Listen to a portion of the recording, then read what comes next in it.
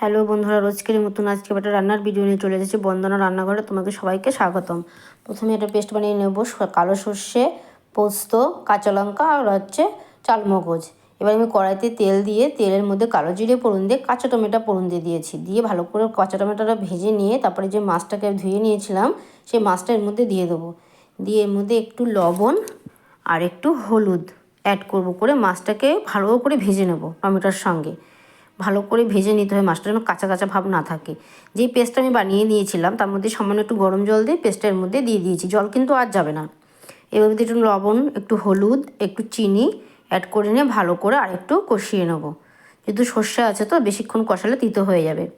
একটু কষিয়ে নেবো, রান্না কমপ্লিট করে নেবো। একটু শুকিয়ে এসছে। এবার এর মধ্যে আমি নামানোর আগে একটু ধনেপাতা কুচি আর একটু কাঁচা সর্ষের তেল এবার আমি অ্যাড করব। কাঁচা সর্ষের তেল দিতেই হবে, মাছটা না দিলে সে খেতে স্বাদ লাগবে না। দিয়ে এভাবে আমি নামিয়ে নেবো। গরম গরম ভাতের সাথে সার্ভ করুন।